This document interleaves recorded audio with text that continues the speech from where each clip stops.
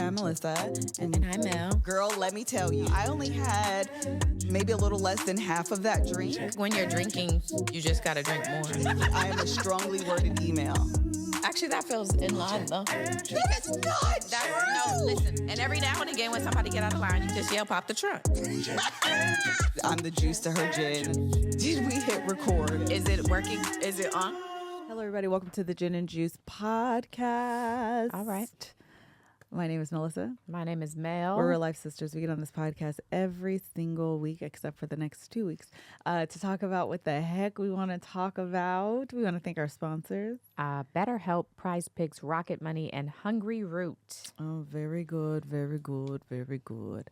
All right, we were talking a little bit about we're talking about Christmas. Okay, let's talk about this. Oh, all right, gosh. before we go in, Because there is a lot happening.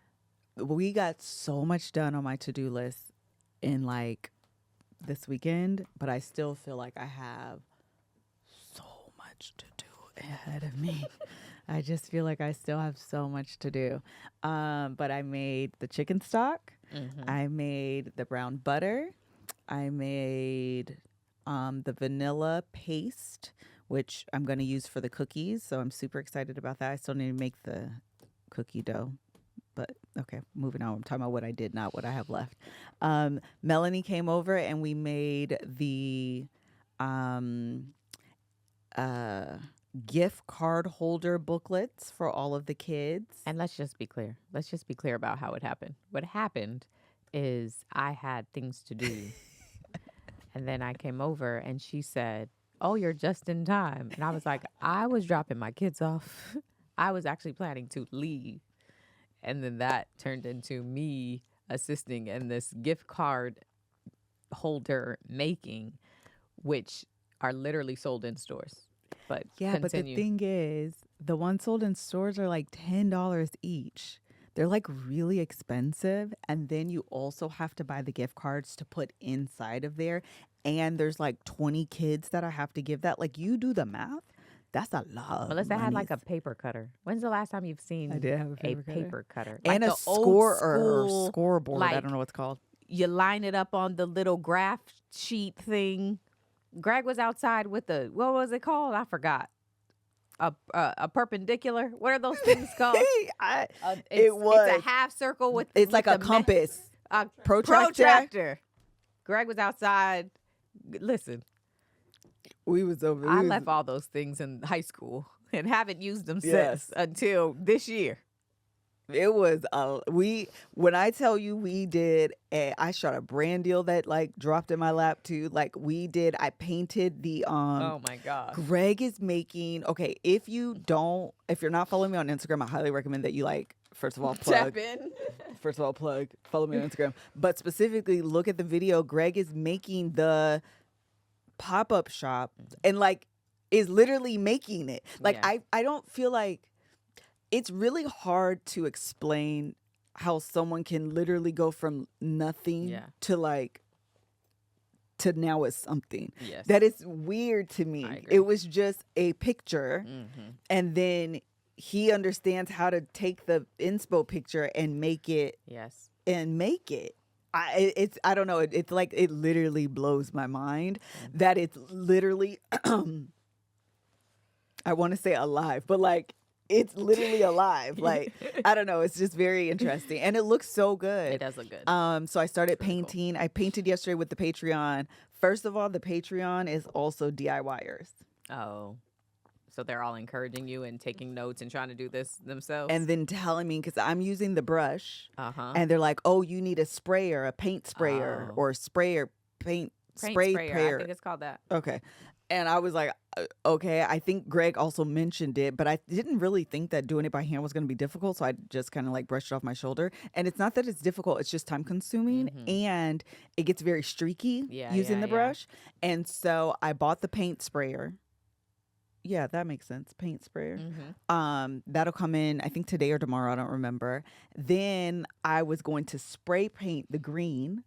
And they were like, no, you could take it to, I'm assuming Home Depot. And they'll shade match, basically. So I can put that also in the paint sprayer and Wait, what are they matching, sorry? So the green is in a spray can, a spray can. You have paint spray paint. Yes. You have Oh, spray God. paint. You have spray paint, and now you need actual paint. So I could put it in the So sprayer. they are gonna combine it. Yes. Who knew the words paint and pray? Spray and paint. It's a sprayer of paint. The paint sprayer. Is this a tongue twister? It was a tongue twister because I was like, Goodness. what is this called versus I this? never had to combine those words so many times together in different ways. Okay, I understand. Ooh. Okay. So yes, we will be doing that at some point. I don't even know when. Mel has a brand. No, it's not really like a brand campaign, but Mel's invited to an event today. Yes. So I'm not even going home. So today is out. Tomorrow I'm getting my hair. You should have said no. No, I want to go. I'm coming. No. I want to go. I do want to go. Tomorrow I'm getting my hair braided. So the earliest I can start this is Wednesday. The guys go out of town on Thursday. I told Kev everything that's in storage, I need you to now take out to bring back. Because by the time they come, It's Christmas. it's D-Day. I can't believe it's so quick. It got here quick, and I have a lot to accomplish as not the things on your list. I'll help. But Yeah, because when are you getting your hair done? man, I wish I could change it. I should text her. I think it's not till Monday. When's the 23rd? The 23rd. Oh, it's Tuesday? And that's the day of the stuff. I should check her calendar. I need to ask Monique if she could fly in early, child. You should. Because You it's should, too actually. much. She ain't got nothing to do. It's too much. I'm about to see if she's available sooner because I would love to get my hair done sooner. Don't nobody want to wait till the 23rd. I don't know what I was thinking. And then we attempted to make the mocktails for the kids, but it wasn't good. Hello? It wasn't good. And then Mel brought over her spinner. What is this called? Frother. Which we still need to do We don't know words. to see if we can make caramel swirls. And then I also have, this is the last thing I'm going to say.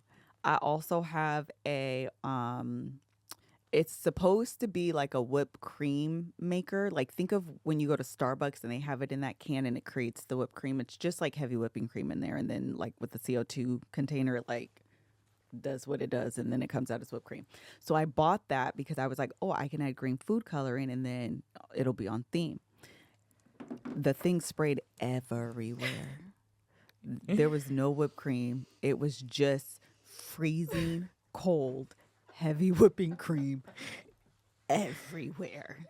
I was so mad. I don't know how to make this work. And so that might be out.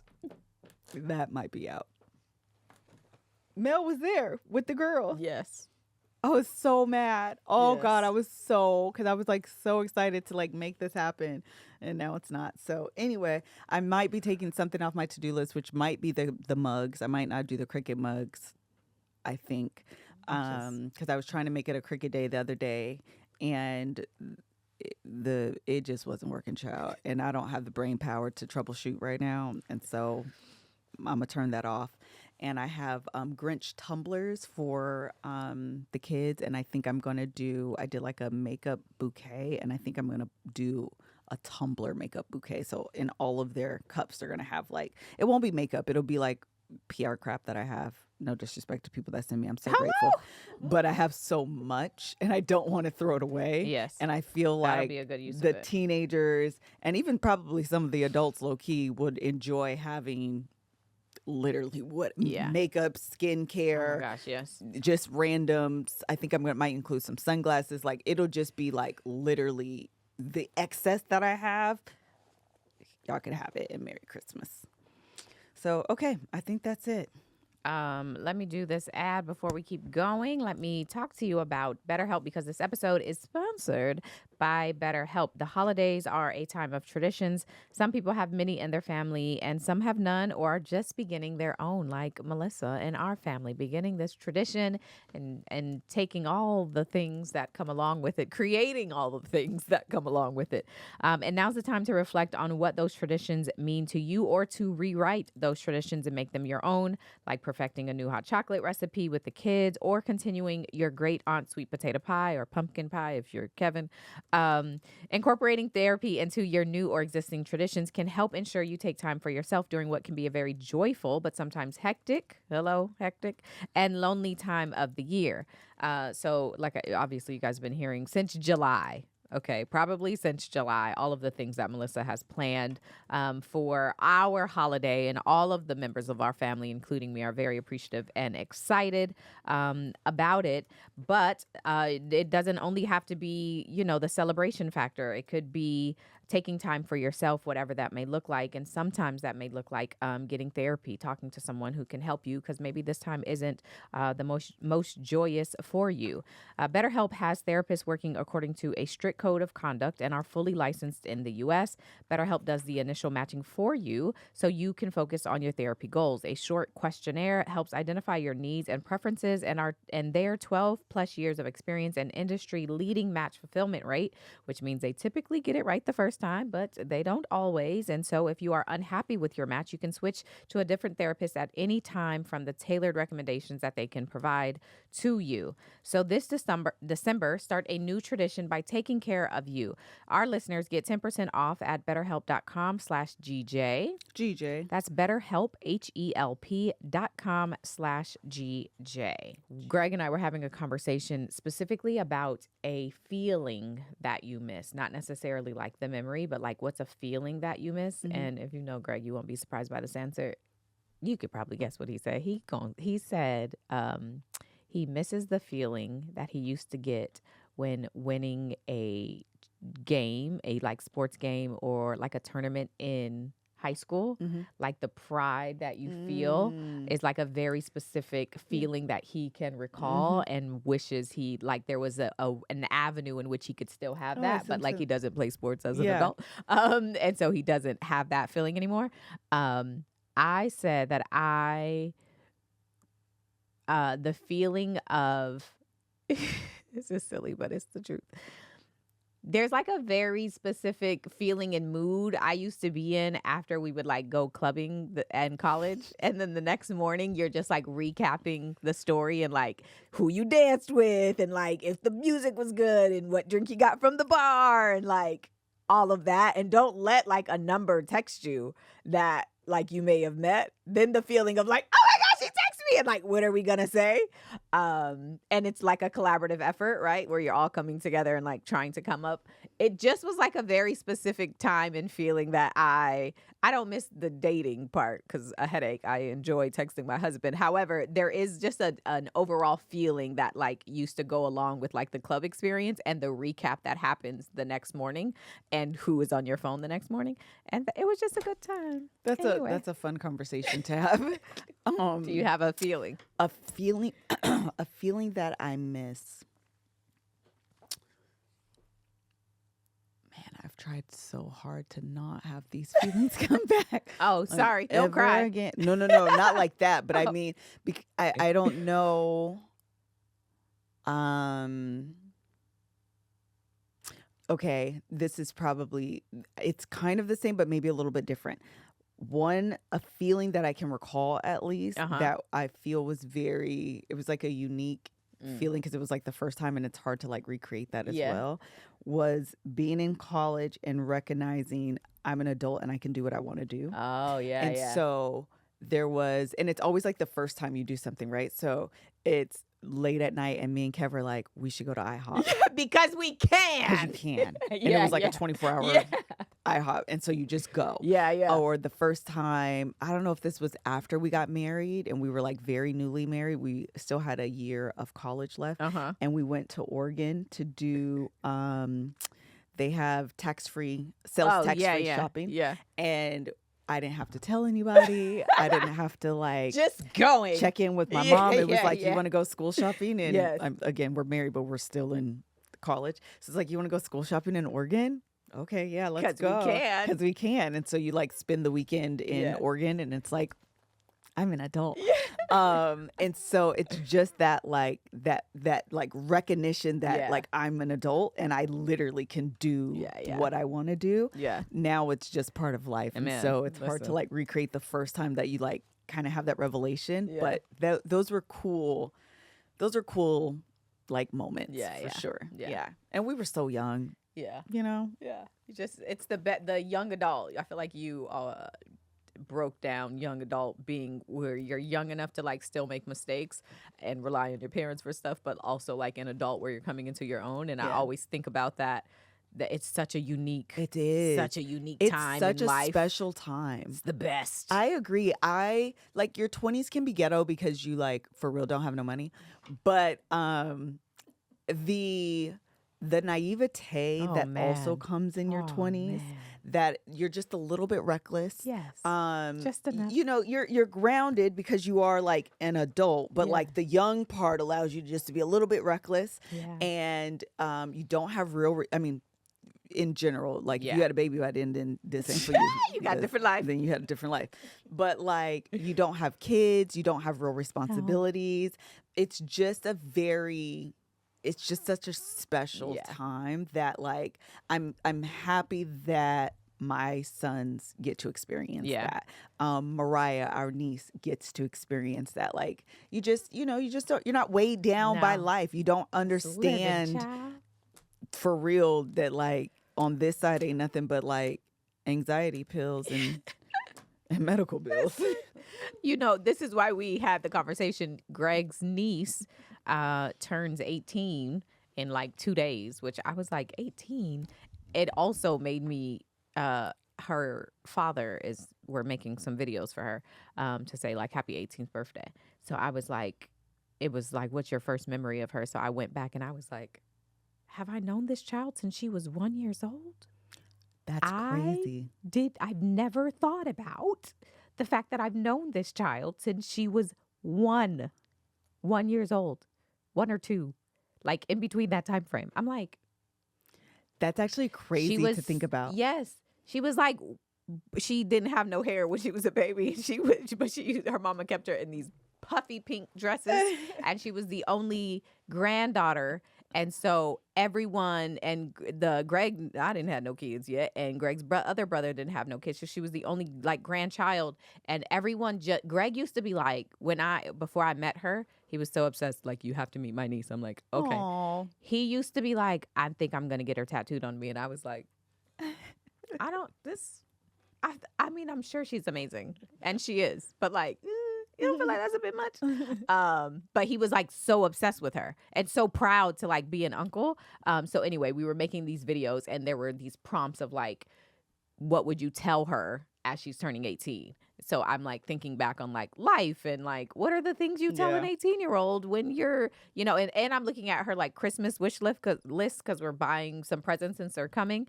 And all the items were just so funny for me, like, yes, and I'm going to buy them for you. You deserve. At 18, she has like, there's some certain boots she wanted. Yes, add it to the list. There's a ton of makeup. So if you're doing the thing for her, she's going to love it. Yeah. She's very much a makeup girl. But anyway, we were just recalling all of the younger days. What is so funny Life is is when different. Anthony is Greg's brother, Yes. older brother. He's the one that requested they do the video. And Yes. Greg also was like, this is just the only older siblings. Why are y'all so extra? I was like, first of all, relax. But I was also- telling Greg, I have memories of knowing Trin, but she wasn't that young. She was probably though like Ken's age, maybe a little Yes. younger, maybe So 7. She was in the wedding. We've been married for 11 years. So She's that's- 18. She was 7. Yeah. So I've said that in the video. He didn't even say favorite memory. And I was like, I know you ain't asked this, but my favorite memory is her being a flower girl in my wedding. But she was 7 younger than McKinley. My brain is broken that I've known these children for this long. His other niece, Chloe, I'm like, Yeah. I know your whole life. Well, your and entire life. I feel like that's really what our families are really close. Someone was saying this, and I think it bears like saying out loud. Greg, because she was no shade to her, please don't, like, I'm not trying to attack her, but she was like, Greg is doing a lot for one event, and I get it. He is doing a lot, but also he's in his like zone of genius. So what I thought this was going to take, oh, wait, are we frozen? No, I'm not frozen on my laptop. I thought this was going to take like 3 weeks for Greg to do. He did that in like 2.5 days. And he's not coming at like 9 a.m. No. Greg be coming at like 11, Yes. But the other thing I was going to say is it is the folks related to me by blood coming. the folks related to Kevin by blood coming, and And the folks related to Greg Yes. by blood are coming.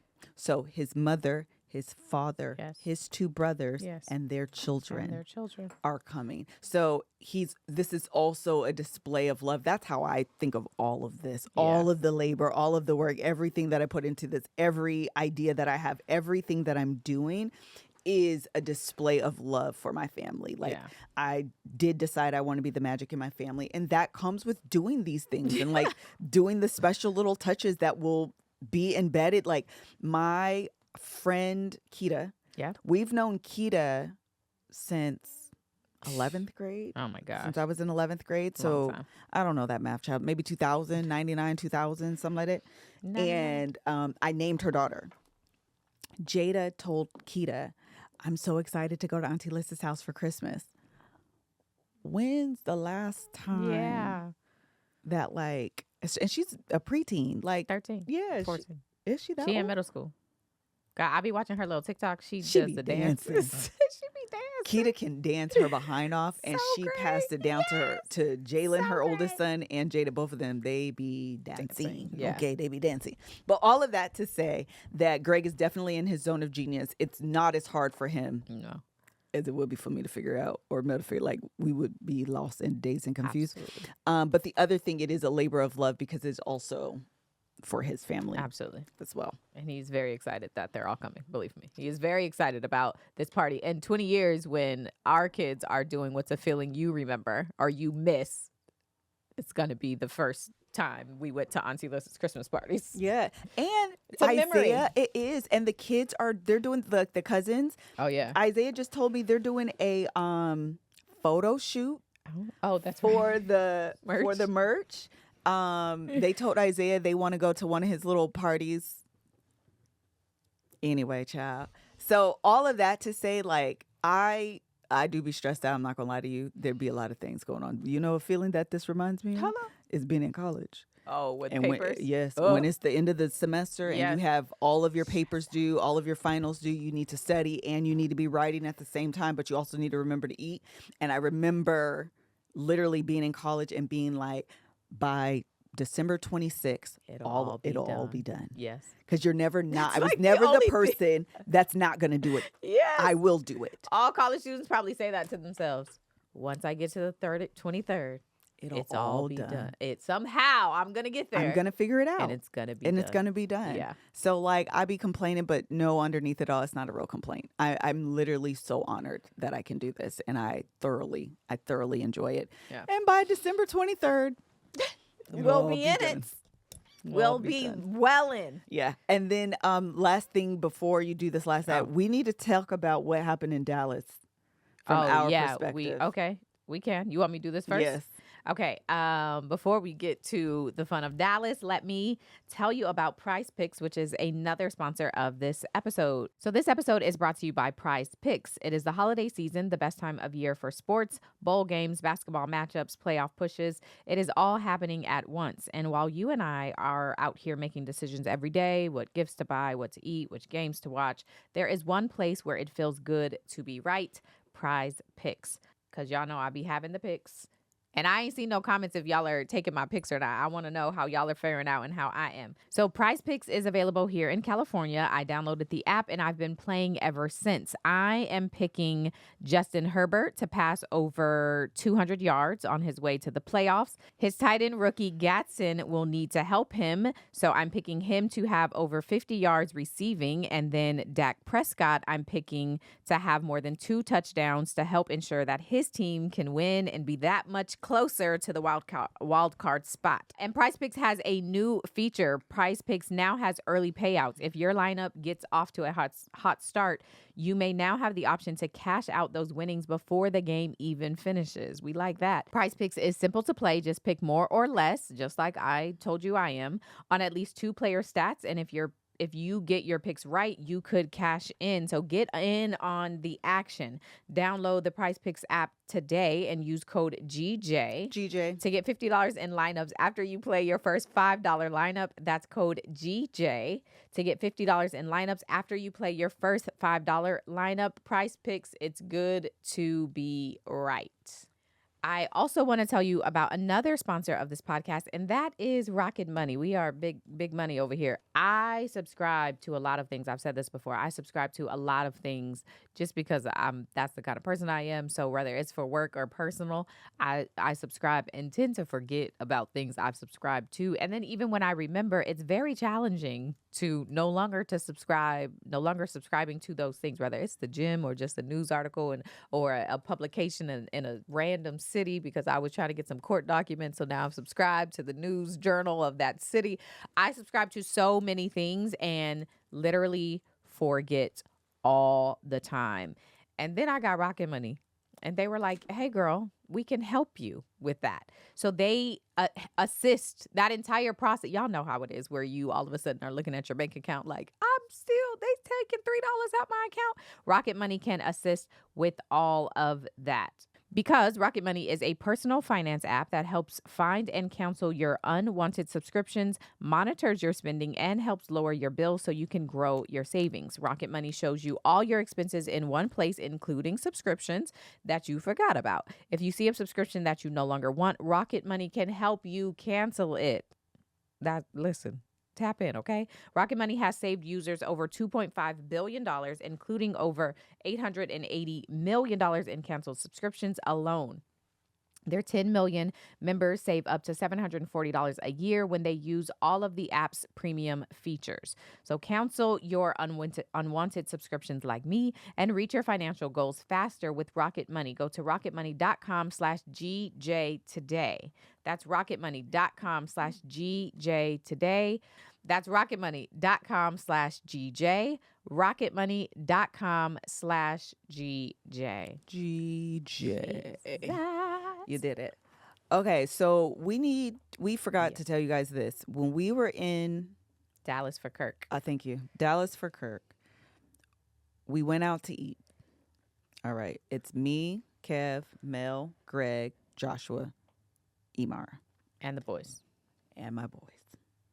We go out, we're crossing the street, the restaurant, there's a street, and then we had a car because we're headed to the airport.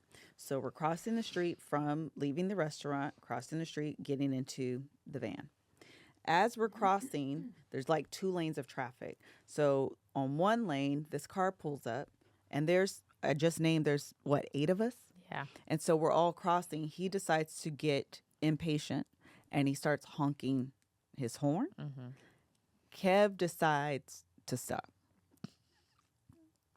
and then parks essentially in front of the man's car Himself. Yes. So he's just standing, like, if this is the car, Kev is just like, well, now I'm gonna stand here. Okay, why would you do that? Okay, I'm in the car. Mel, you're in the car. Mm-hmm. The boys are in the car. Imara's in the car. I think the guys are who's coming Greg in. was inside. Greg was inside. So it must have just been Kev and Joshua. Oh, he was getting... I don't actually keep going. I don't know if Greg was in the car yet, or I thought he was in the car because he got out. Yeah, I think he may have been. Okay. So these earrings are so cute. Thanks, girl. Yeah, they're so pretty.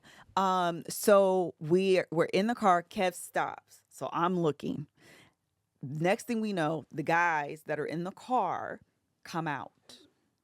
Okay. One's a little bit bigger and older, and the other one's smaller and younger. Mm-hmm. And they're kind of going back and forth. No. Greg then gets out of the car. Mm-hmm. He did Yeah. and then he got out. He gets out. And I'm trying to stay in the car because this is the thing. As much as I don't like smoke, I also will engage in smoke. Mm-hmm. I don't want to. But I also am like, what I'm keeping my eye on, like, what's happening. Mm-hmm. So Greg gets out, and I know Greg. I don't know why Kev is acting like this. This is very out of character for Kev. But Greg, he be like, I feel like you blinked and that was disrespectful. Absolutely. Like, it doesn't Doesn't. it don't. It's a slight, and Greg is like, that's disrespectful, and so now we have to fight. So Greg gets out. Does he say something? What do you remember once Greg? Because Joshua then was trying to get out. I don't remember words. I don't either. That's the thing. I remember Greg getting out.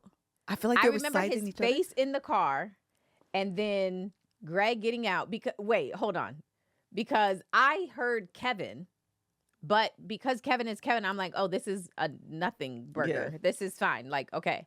But then Greg gets out, and at first I'm like, oh, it's because Kev is still out there. Greg is gonna just make sure everything's cool. Josh gets out, and I'm like, okay, this is all fine.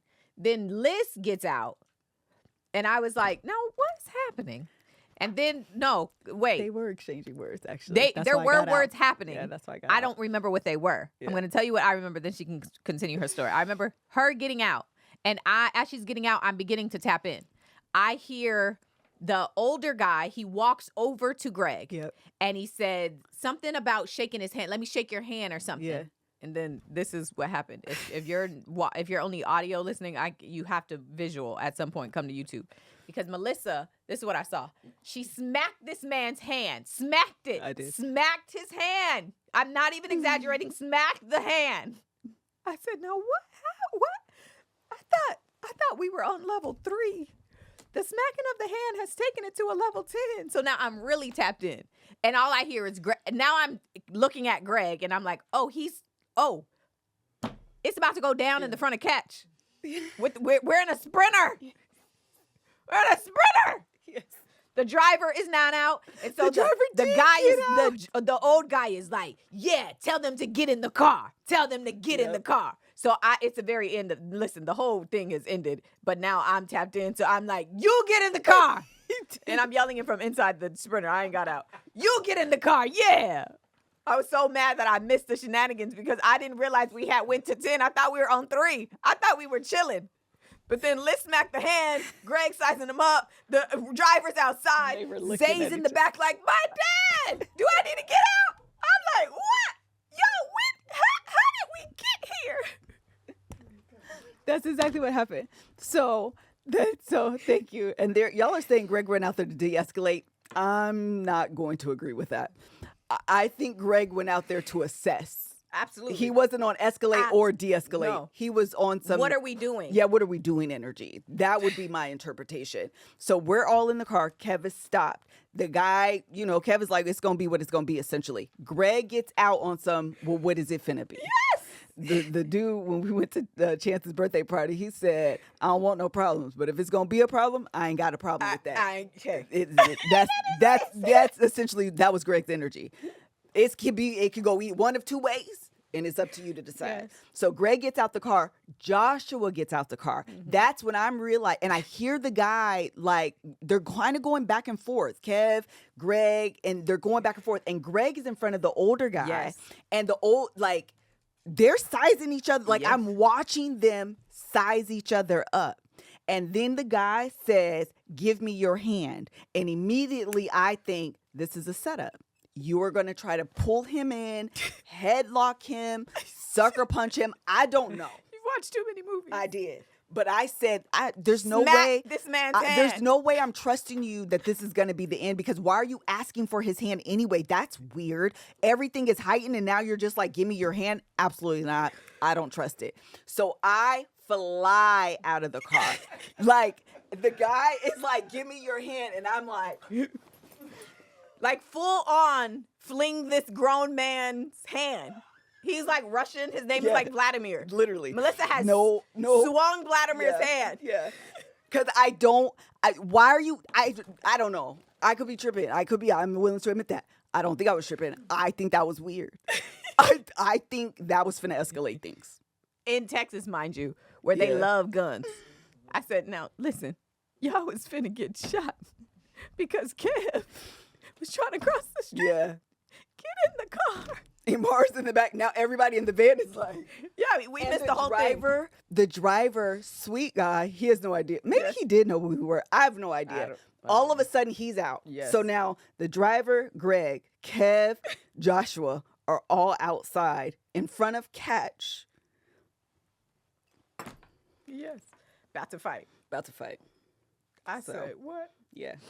Yes. Yeah, you probably do need Greg's perspective, but I don't. Yeah, I don't really think Greg went out there for real to I don't think he was there to escalate. I just don't know that he was really there to He's de-escalate. never there to de-escalate anything. Yeah, I think Greg be on some He doesn't de-escalate. He waits. He wants to know what energy you're on so he can match it. That's what we're here for. I didn't swing first. I self-defense first. Melissa swung that man's hand, and I said, "No, wait a minute. I thought we just ate. We're headed to the airport. I know, it was such a had good great time. time. We in went to the Dallas. Home Alone thing. Yeah, we Like, went it to was see great. Christmas that day. How are we now fighting?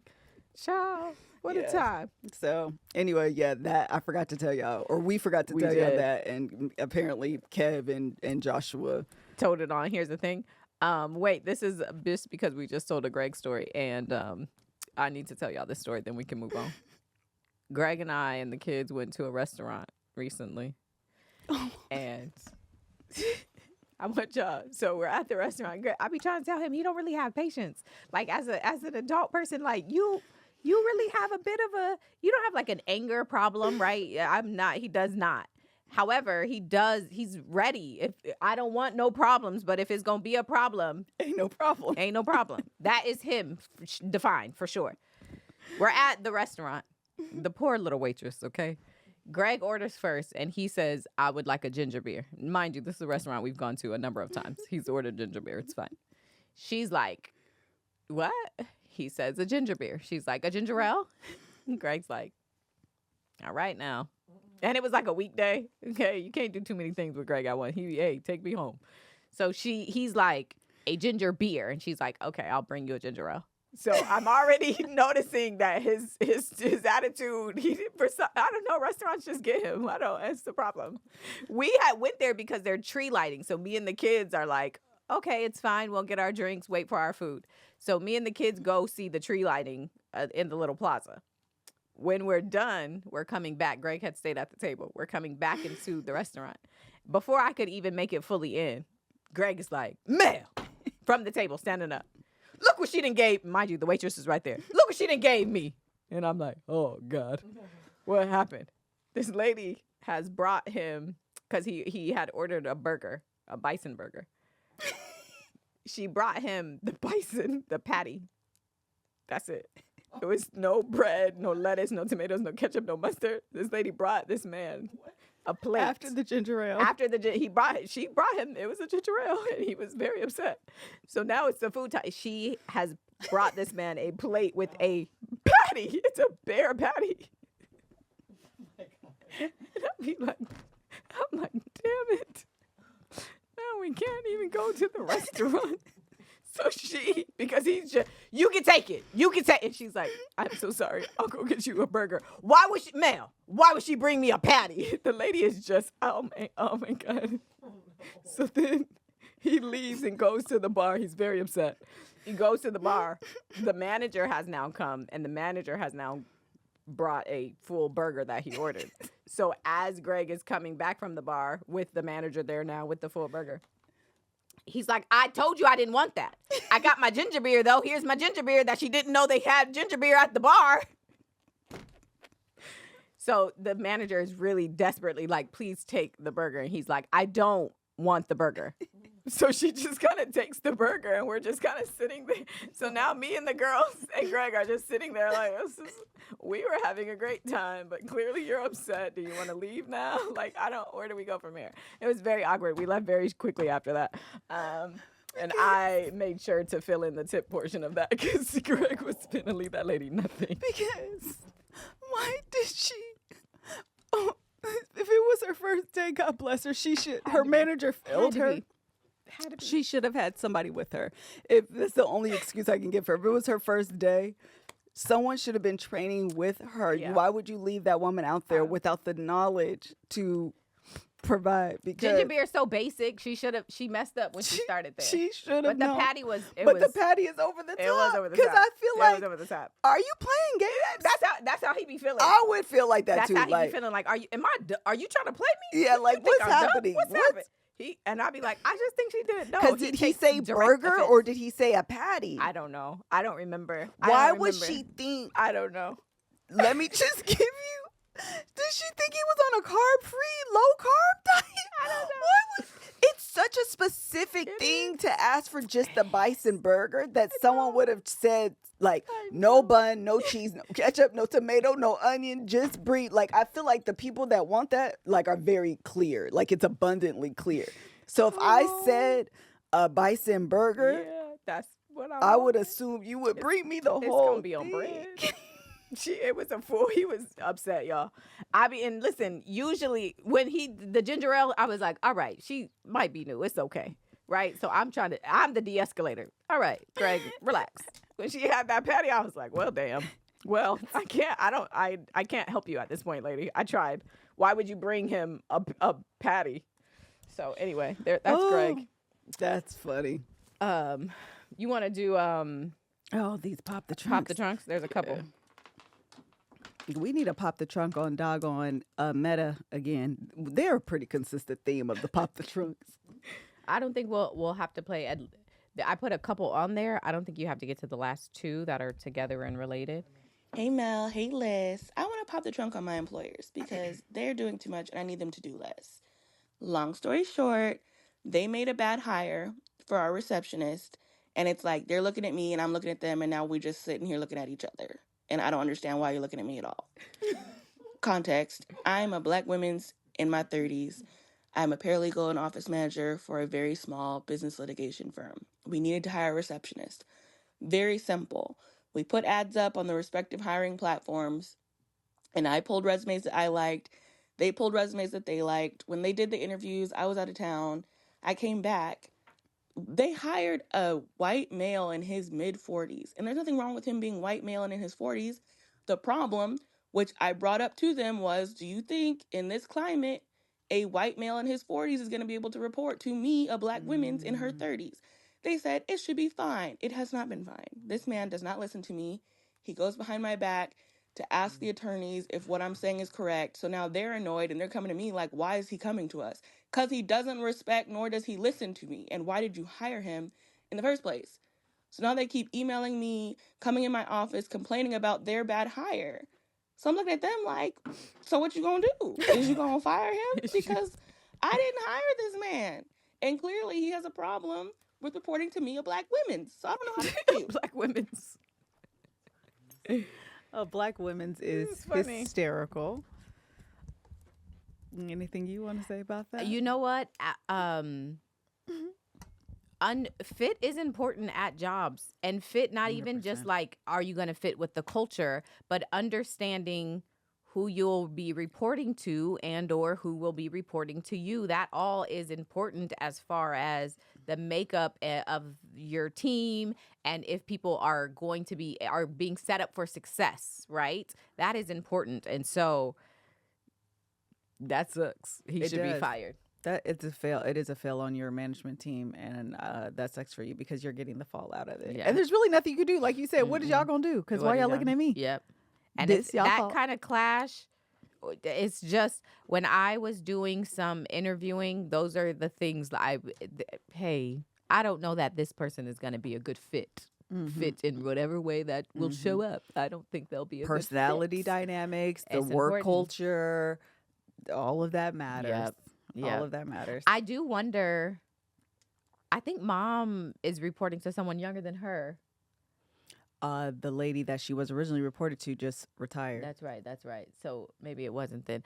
Somebody in my mind is reporting to. I always wonder how that feels to report to somebody younger than you in whatever role. Like if that's a weird dynamic, and if it's a problem for you and you're the older person who's doing the reporting, you might have to. You just got to. Yeah, you got to know that. Got to know that. Yeah. Next one. Are you? Next one. Hi, Mel and Liz, faithful listener of all things Kev on Stage Studios. Shout out Stage Crew. Shout out, I'm not a lawyer, but woo. Now, let me tell you something. I'm popping the trunk on the little dating situation that the previous lady said because, Liz, you hit the nail on the head. Millennials are struggling out here when it comes to dating and when it comes to marriage. because the women, we're at the tail end of that childhood where we played with dolls and we, understood what marriage is, and it's something that we aspired to. And of course, purity culture. That doesn't mean that I was a part of purity culture at all. Okay, read between the lines. Now, you have men who are now seeing video vixens, and they see that I can get a girl that looks like this, and I can have a woman that's, about that life in whatever way, read between the lines. And now you have these men who are out here just like, oh, I don't have to be married. I don't have to be committed. I can have whatever I want, et cetera, while also wanting a commitment. So for me, I am 34 in a committed relationship, but the problem is that people who, including like my friends who have the same mindset, we're struggling because ain't nobody told these men, y'all gotta start committing and do better. It's getting better, but child, it's ghetto. She had all the things to say meanwhile she in a relationship. I know. But she said he needs to do better. Wow. I was just talking to the twins the other day, and I was asking them about dating. Mm-hmm. They said it's also very ghetto, and I was saying to them that I know for a lot of Black women millennials, it's hard for them to find partners because they really want Black love. Like they want to be married to a Black man. Mm-hmm. And so I was asking them for their perspective, and they said they are not tied to it. Oh, really? Yes. And I found that to be very interesting. And I just wonder how that will fare for the younger generation. Like if there will be more married Black women to non-Black men as a result of that type of openness, where millennial Black women are very much want to be married to Black men, but for one reason or another, whether that's financial status, education, sometimes it's just insecurity if the woman's going to be the breadwinner, whatever the reasons are. Yeah. They don't have that, and they choose then to be single. Mm-hmm. It's just crazy. I just found it super, super interesting. They were like, no, if they're the right person. One of the girls said, I'm attracted to fine men. Hello. I was like, well, I heard that. So And whatever that look like. Whatever that look like, whatever form he come in, that's what I'm attracted to. Related but unrelated. I can't remember what I was watching. I was watching something. Matter of fact, it was Married to Medicine, and we gonna talk about that too. Go for it. Pivot now. You could tell your part and then pivot. You can go to that last ad. You could do it however you want to do it. I know, right? Let me do this last ad, and then I want to talk about Married to Medicine and what that just reminded me of. Okay. All right, let me tell you about the last sponsor of this episode, and that is none other than Hungry Root. So as a busy parent, creator, podcaster, trial goer, document reader, all the things that have been added to wife, all the things that have been added to my title. It's been such a game changer to do my weekly food shopping with Hungry Root. Hungry Root plans all my meals for the week, shops for me, and delivers groceries that fit my health goals, dietary preferences, and budget. Hungry Root helps you eat well and reach your diet or health goals. Whether you're gluten-free, dairy-free, high protein, focus on gut health, or anything else, just take a quick quiz, and their smart cart technology recommends groceries and recipes tailored to your tastes and needs. Unlike other food delivery companies, Hungry Root now has over 50,000 chef-crafted recipes to choose from each week, with many ready in just 15 minutes or less, and with over 1,000 grocery items like smoothies, sweets, kids snacks, salad kits, ready-to-eat meals, and supplements. It's easy to find options that fit everyone's taste and nutrition goals. I did mine recently. I'm very, very excited I'll be getting my order. I feel like closer, it may be right after the holiday, I think is when I ordered it, because, right after the holiday, like all the holiday food is gone and you haven't quite gone grocery shopping, and Hungry Root is going to do my grocery shopping and have my meals. It's going to make my life very easy. And they have so many, like I was saying, they have so many like inclusive things that the kids will like, that I will like, that my husband will like, so we can all be happy and full. Different pasta options, chicken options. You have the ability to choose kind of what your diet, what your dietary needs or restrictions or whatever. You can put all that in there so they can be mindful of that as they are providing you with the meals that you would like. So this holiday season, with it being the busiest time of year, there's even less time and less brain power to do your meal planning and grocery shopping. And so you can rely on Hungry Root to help you. So take advantage of this exclusive offer for a limited time. Get 40% off of your first box, plus get a free item in every box for life. Go to hungryroot.com/GJ and use code GJ. That's hungryroot.com/GJ, code GJ to get 40% off of your first box and a free item of your choice for life. All right. These are the anatomically inclusive gingerbread cookies that Leah made. Very sweet, very kind. They look amazing. Very well decorated. I'm so excited for this. Hilarious. I was in there like, oh, I see how that I see the difference. Some are transitioning. Yeah. That's Yeah, funny. you never Someone know. transitioning. Yeah, You I'm never here for know. this. Just trying to be respectful of everybody's time. I'm here for this. So I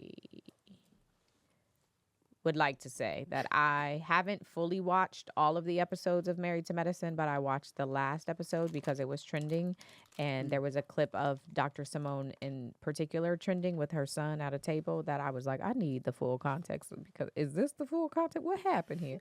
So before I get into Dr. Simone, I want to say something else that talking about dating has reminded me. If you're familiar with Married to Medicine, a bunch of doctors in Atlanta, and it's like Real Housewives of Atlanta for doctors, basically.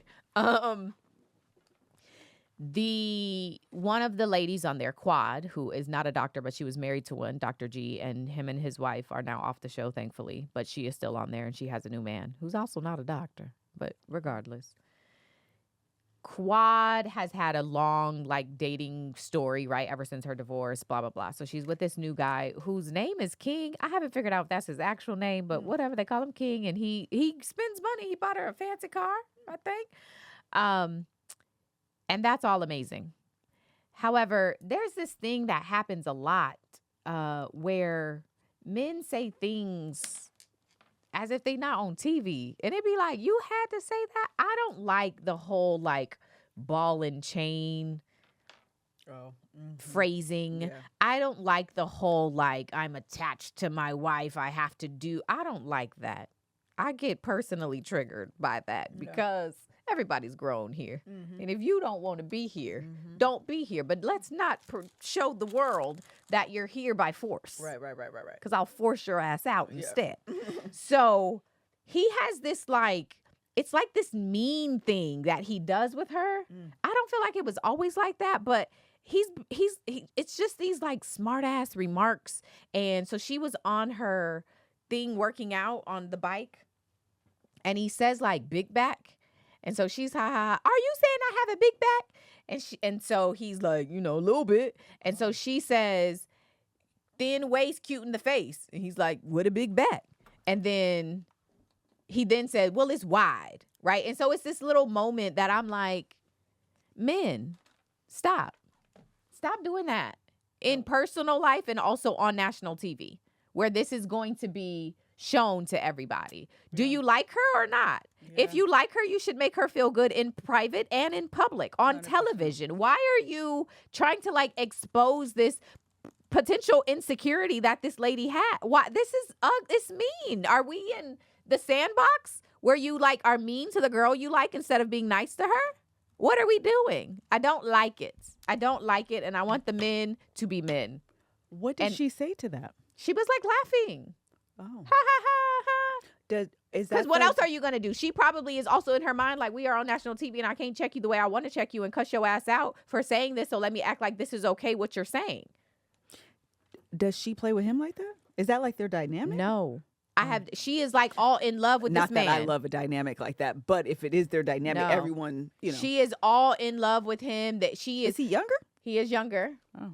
They're trying to have she wants to have kids. And even he was, like, making a smart remark about having kids. And it's like, if you know she's older, this is important to her. She's going to this fertility specialist. She's trying to figure out how to have these kids. You know this is important. And he's like, the thing I never wanted. Oh, my gosh. It's not funny. Oh, it's not funny. Nice. And an be a insecurity man and be of hers? able to, yeah, exactly.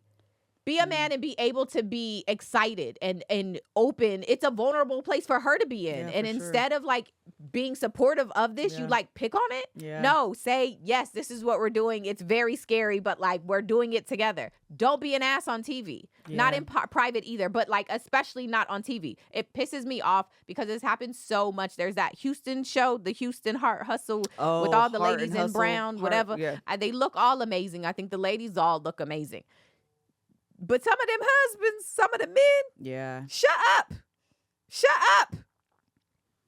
That's what I had to say. No. You had to go into your clip too.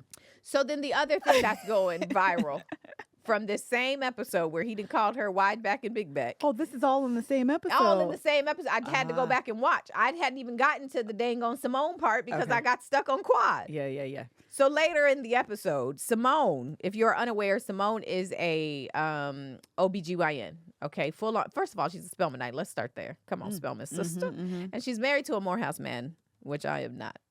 And there's a very good reason. I don't. Shout out to all the Morehouse men. They're not my type. Have never been. That's why brother. I went down the street to Decatur.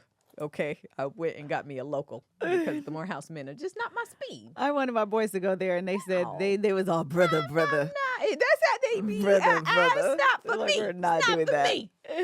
My husband built the stove outside. He did. The Morehouse men are not. Yeah. That's not for me. Anyway, Simone got Cecil from Morehouse. Okay. So they the little Spellhouse couple. Yippity doo. What did Thug say? Whoop-dee-doo. Whoop-dee-doo. And now she hate that man. So How long have they? Oh, keep going. 29 years. Is it really? Yes. And at the end of the episode, they were talking about being married for a long time. And one of the girls said, I've been married for 20 years and maybe eventually he'll do the things I want. And she said, he won't. He won't. No. Everybody wants to be married here except for me. I said, Simone is ready to get out of this marriage. Anyway, Cecil and Simone have children. They have boys, sons, okay, who are now grown. And they just graduated college, not on time. Okay, they took their time, took some breaks, took a gap year, did all the things. And Simone pays for them to go to college because Cecil, Mr. Morehouse, don't work. Oh, he doesn't have a job? He was doing some little basketball thing. I don't think he's doing that anymore. I don't think he's doing much of anything anymore except giving her a headache. Okay. She's working her ass off at the OBGYN clinic. And these bum-ass boys are in college, just graduated, and talking to her reckless. And then the husband is also doing nothing. He, at one point, during one of the seasons, a couple seasons ago, Cecil had a friend named Tammy. Female friend that Simone expressed made her uncomfortable. This friendship makes me uncomfortable. She said it repeatedly, a number of times. Cecil didn't want to let the friend go, this female friend. Okay. It comes to a head at some point. I think it was around the same time. Simone, because she's the breadwinner and the only bread maker, gets herself another house. She said, you know what? Y'all men can stay here. I'm going to get me a house down the street. They was in the North house. She was in the South house. So I watched like 1 or 2 seasons, and it must have been post that because I remember them having 2 houses, and I didn't understand. I got it. She got herself a new house. She was like, I'm going to be here. They would be calling like, you coming home to my house? Y'all going to be over there. I'm going to the one I like to be in. So they end up going to the reunion, and it's full on. Simone is like, we're getting a divorce. I filed the papers yesterday. What are y'all talking about? And the cast is like, they have a whole intervention on this reunion. This is about love, and you got 20 years. Y'all should stay together, fight for them harder than they're fighting. Okay, well, Cecil was fighting a little bit, because obviously. Simone is like, I'm out. F all y'all. They do a whole thing. She eventually agrees to stay with him. So she's been with him even though she like very clearly wanted a divorce. I feel like she stayed with him because they pressured her to stay with him. And now here we are again back at the same spot where she's like, I want out. Y'all don't know what I'm going through. I don't want to be with this man. Okay, that's just context. So what happens on the episode that I'm going all around the world because I have all the feelings about it. Her sons are at the table. And they have invited them over to the house she pays for. She bought them a condo, pays for it. One of her sons is, they've graduated and now he's talking about going to law school. But before they get to this law school, he starts off with this whole like, I have a Jeep. you're sick of seeing the Jeep. I'm sick of seeing the Jeep. Basically, I need a new Jeep. So, like, buy me a Jeep. And she's like, well, I've been going over your finances. We can figure out, like, a situation where you can make, like, have a payment plan for a vehicle if that's what you are looking to do. She also brings up that she gave him a credit card. This man then ran up $60,000 by himself. He has a brother. Just his portion was $60,000. So she's over here trying to, let's look at your finances and where you are going to be contributing from your money. He gonna say, and then he brings up law school. I'm planning to go to law school. And she's like, and we should talk about how you're going to pay for law school. Scholarships. And he's like, I have a mother who makes a lot of money, so I don't understand why that mother wouldn't just pay for stuff. So then he's like, white people, white kids, they get to do all this, and their parents pay for everything for them. And then they graduate college and they are millionaires. That's what happens with white people. And then Cecil's dumbass gonna tap in talking about he's making a good point. You don't shut your broke ass up. He did. What you mean? He didn't. What you mean? You don't even work. So what are you talking about? So anyway, she gets very upset. By the end of the clip, she is screaming at these people. She's screaming at Cecil because she's like, you never support me. You never stick up for me. It's always 3 against 1. And I have given you nappy-headed little children everything that I have. And you're still asking. Get out, Simone. Lead that man and lead them kids. She was screaming by the end of I only saw the little like 5-minute clip, but she was like, clearly, is that her oldest son or the youngest? I think he's the youngest one. So I remember what is so funny is I have watched like maybe one full season of Married to Medicine a few years ago. Mm-hmm. And I remember her having the exact same conversation. Yes. They had split. Yes. But I think he must have been on a gap year because I actually think she was trying to encourage him to go to school. They've had this conversation before. And it was about the money and the husband. Yes. He was on the kid's side. But in addition, he also is like, this is going to be disrespectful, spineless. Yes. Like he is just, in addition to siding with the children, he's also like meek. Like he doesn't like interject or have like he doesn't insert himself. Mm-hmm. And I don't know if it's worse to just sit there when I'm right and not say something or to like side with the children when both are wrong. When both are wrong. But like that would annoy. Oh man. Number one, not only would it annoy me, but it's like isolating. Yes. Especially when you're like, I'm trying to raise men. Because in the clip, she was like, what if I die? Yeah. She's like, does anybody care about the fact that I am working my butt off to provide for all of you children, all of you and people. I'm trying to retire. And I can't even retire because I'm trying to provide for all of you. And he's like, yeah, but she's like, well, what if I die before he can pay it back to me? Because the dad's like, he said he wants to try to give it back. Yeah. But if I'm dead by then because I'm working my butt off now, husband. Yeah. He's like, well, dumbass gonna say, well, if God takes you before that, well, now I'm finna take you. Now I'm finna kill you. And me and God can just have the conversation later because what are you even, why is he say, I don't know why he said that. I was like, what are you saying? You don't want to live a long life with your wife in retirement? That man said, well, if God takes you, that's just the plan. He said, he brings up a good point. Shit. I can't believe he said this. Cecil, shut up. Someone said because he's the beneficiary. That's definitely what it was giving. That is what it's giving. I would have leave him. Yeah, I would go in there and do my little not documentary. What is it called when you die? Your will. Yes, she got to adjust that. Because oh my gosh, if you have not seen this clip, the whole clip is like 4 minutes and 37 seconds. It's floating around on Twitter for sure. It's probably on Instagram. I'm sure it is. If you have not seen this clip, you have got to watch the clip because you're going to be just as mad as me. You're going to be mad at the husband. You're going to be mad at them kids. And low key, it's like, it's challenging because she is a doctor. Yeah. And I'm sure she takes so much pride in being able to provide for her family. This is what's the point if you're not going to be able to give it to your kids? Yeah. What's the point? And also balancing that you guys don't become entitled little brats. And in the moment, she stood up and she said, you know what I'm realizing from this conversation? You're entitled. And then he gonna say, I'm done. And she said, I don't care. Yeah. Because you don't even have enough money to be done. Done with what? Broke boy.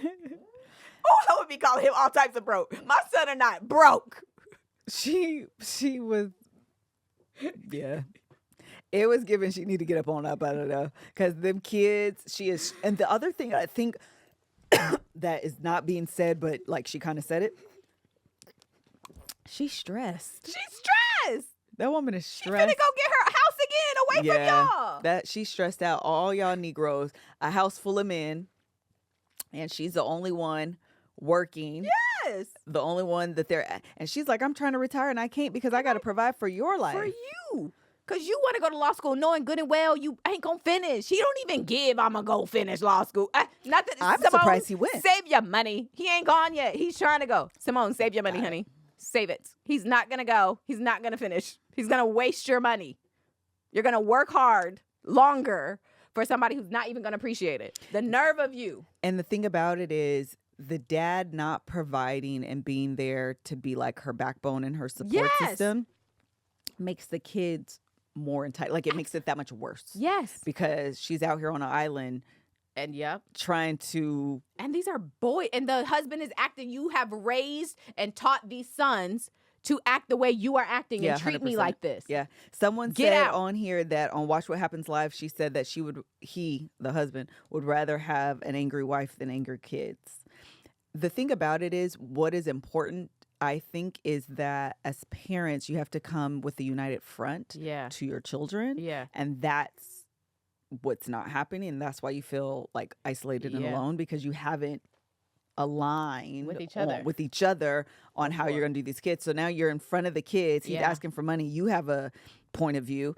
He has a different point of view. And now y'all are arguing your point of view in front of the kids. And what's the kid going to do? The easiest way? Yeah. I agree with Daddy. Yeah, absolutely. You mean I don't have to work? And it feels like there's two things. As the husband, not only should you respect the fact that your wife is the breadwinner and working long days and long hours in order to provide the lifestyle that y'all have, right? Appreciate that.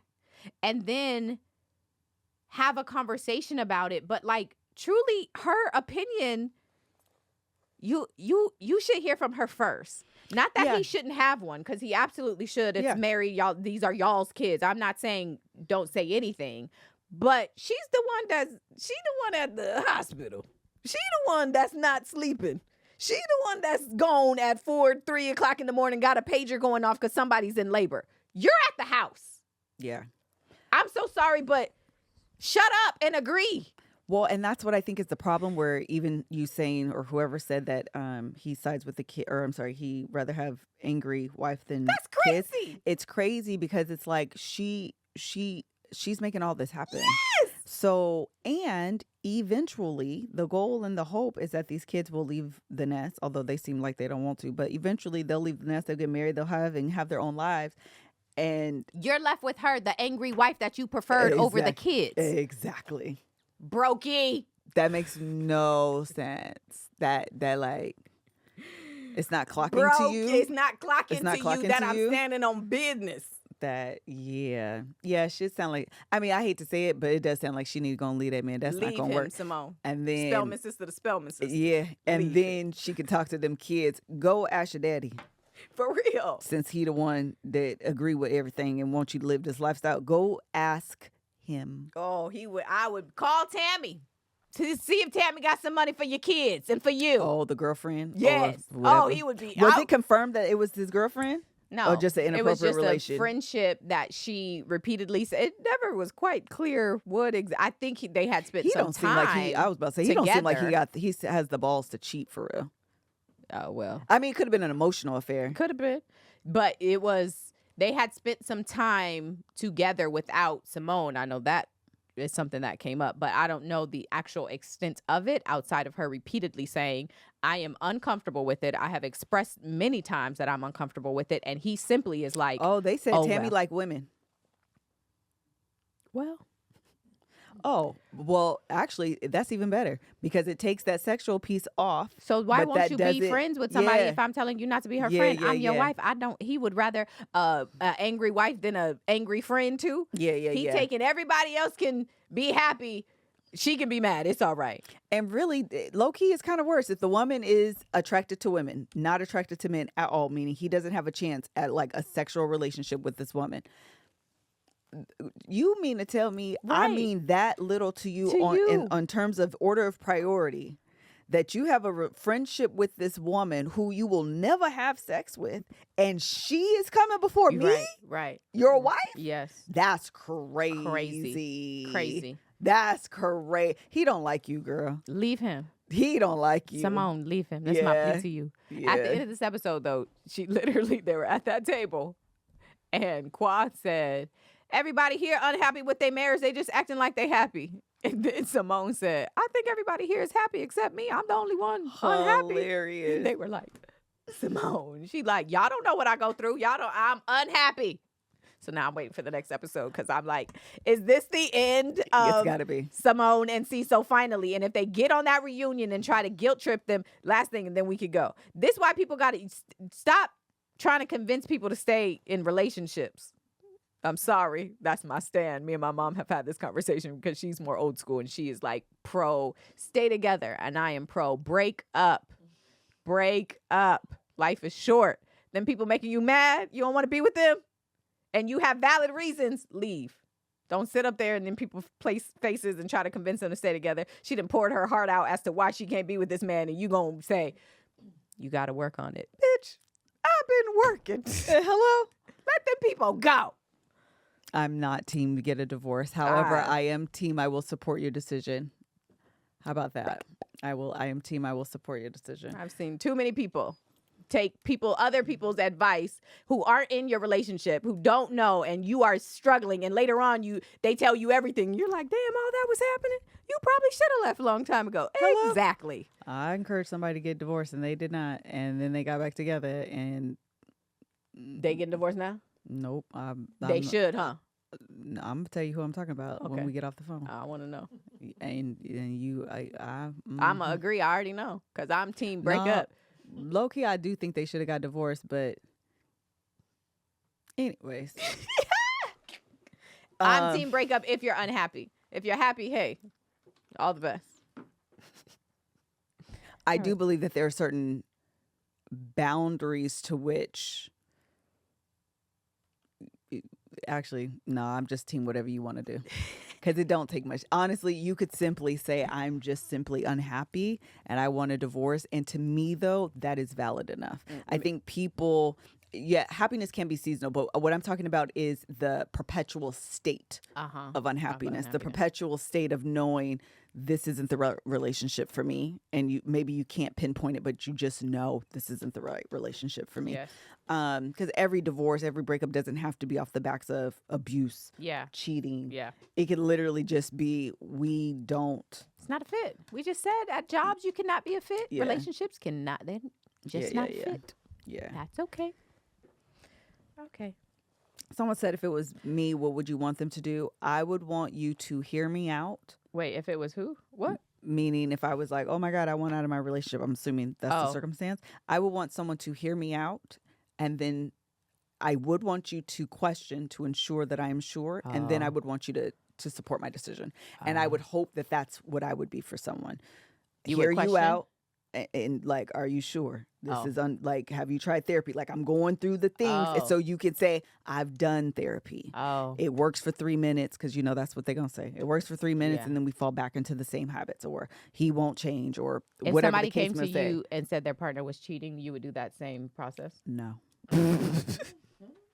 You would be like, you could leave. No, I wouldn't necessarily say you could. I would be like, what do you want to do? And if they said they wanted to leave, I get it. If they said they wanted to stay, what I actually may do is say, then you guys should do therapy. you like staying is a commitment that you're deciding. And when you make that decision, you don't realize that comes with PTSD. So when he picks up his phone, you're thinking, is he texting that girl? Is he texting somebody else? Like that trust may come up. And so you need time to get over that. And you got to know that that's what you're committing to, that journey of that. And that can be hard. So are you the person? Like you got to know you. Yeah. Are you the person that can go through that journey? Can deal with that. And if the answer is no, this would be the time to go ahead and go and exit that. But if you're just like, I just feel like I just feel unhappy, like I can't pinpoint it, then I would be like, I would have questions just to ensure. But if you're like, I have tried, like, because the other thing is, I'm the person, I've told Kevin this, by the time, actually you've said this about this very topic, but I'm this person with a lot of things. By the time I have said this out loud, I already have booklets. Of examples because I am really, really good actually about gaslighting myself into not thinking, feeling, or believing what I think, feel, and believe. And so in order to prevent myself from doing that, I have to keep mental diaries of like, this happened. That's why you feel this way. This happened. That's why you feel this way. That's why you think this way. Like all of these things make sense. Like don't tell yourself you don't make sense. You are making sense. And so once I'm concrete in like, you're not crazy, you feel a way because these are the examples and the evidence that support that, I can say it out loud. That it took time. It took time. I'm not talking aloud on like the ideation of a thought. I'm concrete. So your questions aren't intimidating to me because by then I can answer them confidently because I've actually thought about it. And I would hope that someone thinking about divorce has also gone through the process to ensure, because it's serious. Low-key getting married is serious. You need to go through the same line of questioning. But the same is true of divorce as well. So I would hope someone would like, especially if we're talking like not the me and like in general, but like me specifically in this life, I hope you would be like, girl, what are we talking about? It's been a long time. Like, can we sit down and really like think? And girl, it's been 35 years of whatever, you know? You can be like, oh, I didn't know. So Liz is the person that you want to talk things through to make sure you're making a good decision. You should only come to me if your decision's made, because you come to me and you say, I'm thinking about it, I'm going to say, well, I'll take you to the courthouse. I know a good one. I know an attorney. I'm going to, because I'm going to assume you've thought through it. And I don't want you to think that my questions are to dissuade you or make you go, I'm going to trust you thought through it. So what we doing? We filing. I got a printer in the back. And I've been to the courthouse. With the printer? I'm going to print the document for you to fill out. For you to say irreconcilable differences. Girl, I got a couple examples. I got Candy's divorce. I got her filing. Wait. We can compare and contrast. Stop. What to say? You mean to tell me it's not a form? It is a form. I'm kidding. Oh, it is a form. It's like, what? No. It's a form. It's a I want a divorce form. And we can take example filings. I've seen a few, and we can figure out how to fill it out for you. And then we can have drinks afterward. Someone said I'm not good at giving advice, but I can give you a ride. That's me. That's me. I can't give you advice because you gonna be looking at me. I'm gonna be looking at you like, what? I filled up my tank. What she said? I can send you a luggage. Listen, what are we doing here, honey? I can give you a ride. Yeah. Anyway, Simone leave. Yeah, if she was sure a few years ago and she has held on for this long, it does seem like she might wanna leave them kids while you at it. Yeah, but I wait will for them to come back. In the scenario I was talking about, when I know the inner workings of stuff, I might look at you like, I'm surprised you still here, girl. You might be shoulda. You might have shoulda left a long time ago. What we doing? You know what? How about we go to Mel's house? That's what I'm gonna say. If you come to me with advice, I think you should get divorced. You know what we should do before we get to talking? You want to go to Mel's house? Come on. So Mel could be like, yes. I could be like, yes, honey. I do agree. I do hereby agree. All right. Wait, this is the last thing. I have had a conversation like this with a friend who was going through this. And at the end, I was like, oh, dang, was I supposed to like ask? I do this. I've had it more than once where I'm like, damn, I wonder if she was looking for me to like make sure it's a good decision. I just was like, he did what? Hell yeah, divorce is like, ooh. So anyway, I know this about myself. I'm not the person that is going to ask questions about your decision. That's not me. I know that about me. All right.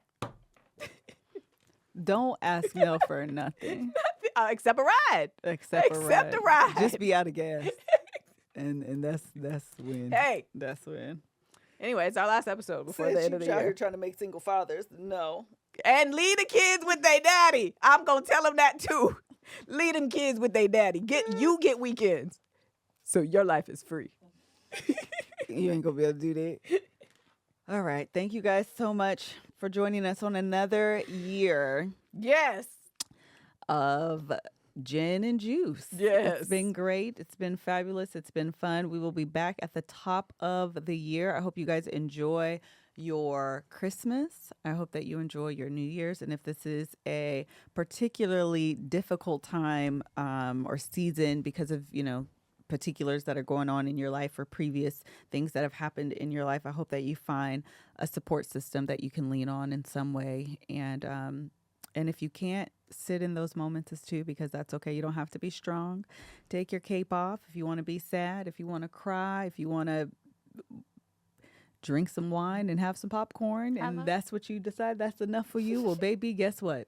That's your decision. Amen. So whatever the holidays look like for you, I hope that you are able to enjoy them. Sit back and create some goals for yourself in 2026. I'm about to speak on both sides of my mouth. And if that feels like too much and surviving is enough, do that too. Amen. Amen. All right. Amen and hallelujah. Hallelujah. See y'all at the top of 2026. Oh my gosh. 626. That's crazy. Bye.